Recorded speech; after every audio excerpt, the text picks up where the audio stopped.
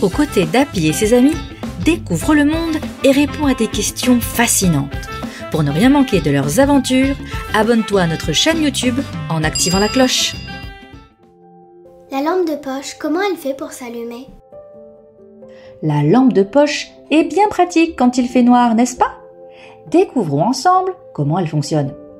Quand tu l'ouvres, tu trouves 3 éléments essentiels. La pile, c'est elle qui fournit l'énergie nécessaire à la lampe. Sans pile, pas de lumière. L'ampoule, elle a un super pouvoir. Elle transforme l'énergie envoyée par la pile en lumière et un peu en chaleur aussi. L'interrupteur, il sert à allumer et éteindre la lampe en laissant passer ou non l'électricité. Il te suffit d'appuyer sur le bouton.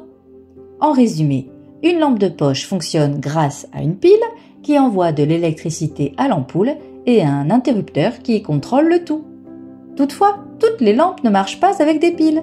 Ta lampe de chevet ou celle de ton bureau sont branchées sur le secteur, c'est-à-dire directement à l'électricité grâce à une prise. Attention à l'électricité, elle peut être dangereuse.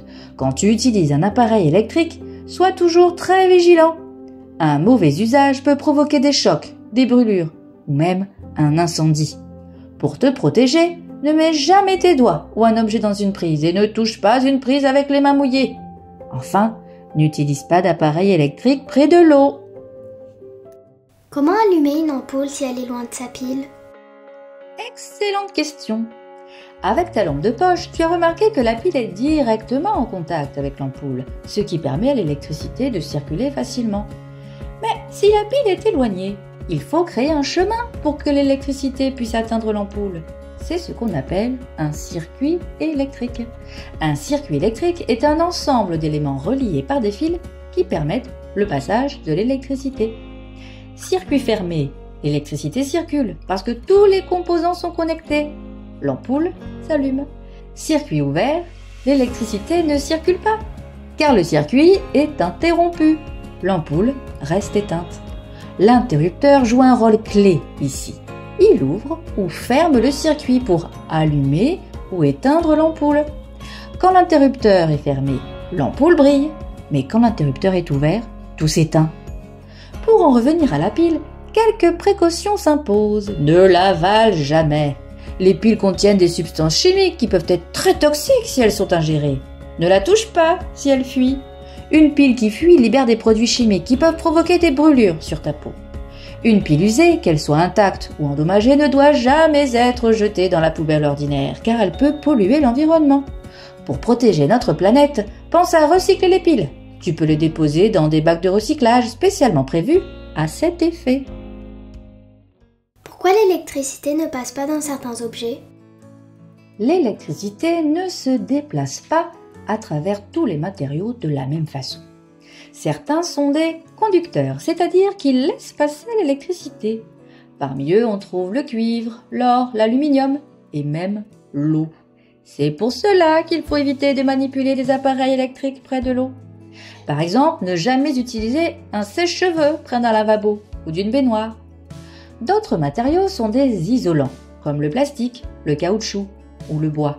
Ces matériaux empêchent l'électricité de passer. Tu veux savoir si un matériau est conducteur ou isolant? Facile! Réalise un circuit électrique simple en remplaçant les fils par le matériau que tu veux tester. Si la lampe s'allume, c'est un conducteur. Si rien ne se passe, c'est un isolant. Savais-tu que notre corps, composé en grande partie d'eau, peut conduire l'électricité? Pour se protéger, il existe plusieurs solutions. Par exemple, tes parents ont installé un disjoncteur dans l'installation électrique de la maison. Ce petit appareil coupe l'électricité en cas de problème. Les électriciens portent aussi des chaussures spéciales avec des semelles en caoutchouc qui empêchent le passage de l'électricité. Malgré tout, si un accident domestique survient, voici quelques gestes essentiels pour limiter les blessures et éviter les complications. En cas de choc électrique, ne touche pas la personne car tu risques d'être électrocuté à ton tour. Arrête la source d'électricité en éteignant l'appareil ou en coupant le courant à partir du disjoncteur, sans mettre tes mains dans l'eau ou toucher un fil dénudé. Dès que tu peux, appelle les secours en composant le 112, un numéro d'urgence, ou le 18 pour les pompiers, et décris la situation. En cas de brûlure, maintiens la brûlure sous un jet d'eau froide, mais pas glacée, pendant au moins 10 minutes.